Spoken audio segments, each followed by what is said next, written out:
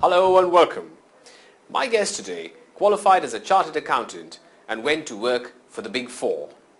At Anderson, he spent some time but decided to go in and start his own practice. Today, heading corporate catalysts, he sees opportunities for Indians and India in a globalized world, even though the economic crisis has hit. Welcome, Ajay. Thank you, Vikram. Such a pleasure to be with you. You started off working for Anderson and then decided to go into practice. What prompted that decision many years ago? Well, the decision would have been similar if somebody younger was to look at it today. I was around 26 at that time, and I thought that the liberalization or something like that would happen. I didn't know the word, but it happened and it was a great time. It started on a very good note. Over the years, you've built this practice of yours to service overseas companies in India. You give them advice on taxation, of course, but you also look at helping them position themselves better, not only with regulatory aspects, but also in the market. What are the services that you have been providing them apart from just the taxation? Has it been more of opportunity hunting, or has it been trying to sell India in its new liberalized form to them? Well, actually, of course, we do give tax advice and compliance advice. That is a natural first attempt by anybody starting business because you want to earn money. But the reality is to market yourself because you want clients, when you're traveling, actually I think we do a far better job than many of the Indian government agencies which are selling outside, because we take seminars and we plug ourselves into very, very good platforms. So we end up selling India quite seriously.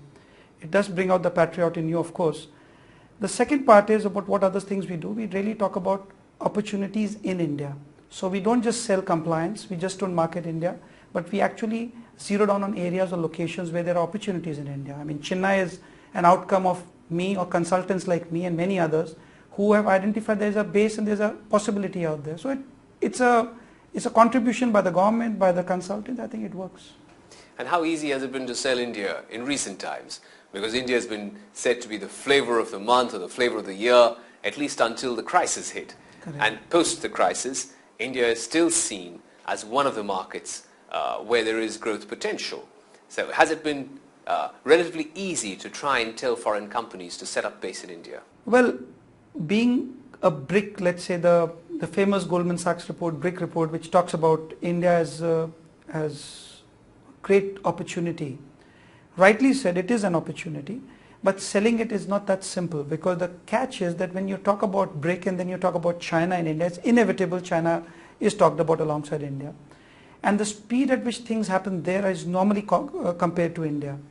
Now this is something is very difficult to protect it, because even if all your patriotic instincts are very high, the reality is things do slow down, and specifically on large projects. So the larger the project, the speed is slower, and any consultant or even the government of India is interested in large projects. SMEs, of course, but the bigger projects are better and they never work on time. And that has been it's a very tough question to answer. I mean, I can give you all the right answers to if you were a potential investor. But from a point of view of real-time problem, I think we need to speed up the processes. That, I think, remains the problem area. Do you think that with this economic crisis and the fact that India is still growing, we would still retain the sheen of being the flavor of the world, where everybody would like to come and park some money and invest? Oh, having been a consultant now for 18 years or so, I can tell you with great confidence that the next movement forward is India. I'm more than just confident, because a market which internally consumes so much, a market which is able to give a diversity, a market which can consume X in the north side and Y at the Y. So same company selling two different products can have success in both different segments. The sheer diversity is going to be the success for us. In a nutshell, I'm very, very confident about India's success now. How do you see the current situation economically for India with the world going through this crisis? We have not been hit so far to the extent that perhaps America or even Europe has. Do you think in the future we will be able to weather the storm without too much damage? Or do you think we are still at a stage where we haven't bottomed out? See, first of all, like many people, since I'm sitting with you, I'm assumed I'm some sort of an expert, but sometimes these are the tricky water one gets into. But I can tell you, anybody who looks at Sensex and decides India's future, I'm not one of those. I think India is now part of the world economy, and whatever happens in the US or developed country has a massive role to play in our lives. So whether we talk about a 6.8 deficit or a 6.7 growth rate, these by themselves have no meaning. If there's something drastic which changes in the US or China or Japan, it will have its little offshoots onto us. We can't escape that. And having said that, what do I personally feel as an opinion? If all things being equal, I don't think there's anything massive which I am hoping or I'm thinking is going to happen to us. I think we'll be on a safe wicket. By December, probably by December, Jan, I suspect we will start slowly, very slowly showing the first signs of recovery. It doesn't mean there's going to boom coming in the next 2 years. Probably it will take us another 3 years. But I think we should be moving slowly up by December or Jan. But don't put your money onto that. Hold on to your money for a little while longer.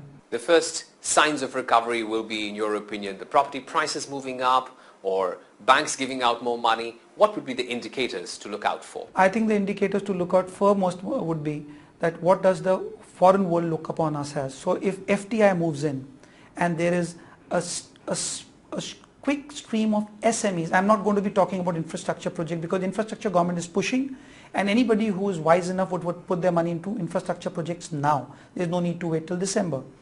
But December, January onwards, if the small and medium enterprises from countries which are manufacturing bases like France, Germany, Japan, if these countries start putting their money into India, is an indication that the confidence is back.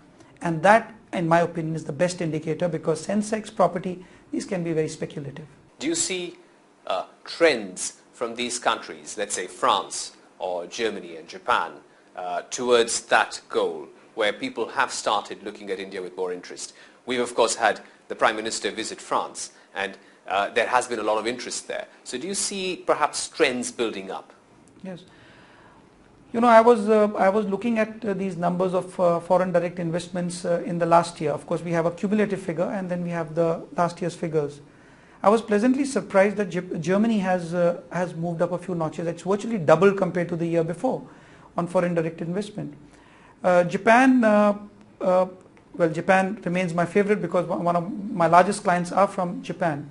But I have seen that Japanese, in a traditional way, will always hold back and be very sure. There was a huge amount of inquiries we were getting from Japanese companies, and then suddenly none of them was converting actually into business, no foreign direct investment. But the queries from the same companies from Tokyo continues to flow in, which gives me a reason to believe that they will be moving in very shortly. They're just waiting for the right moment because they take board clearances. There's a process which they respect and they do. As far as France is concerned, I think there's a huge potential which we see from France. So if I was to put all these things together, I see every reason under the sun that all these three countries will be moving up their investments. The other area of interest has been non-resident Indians.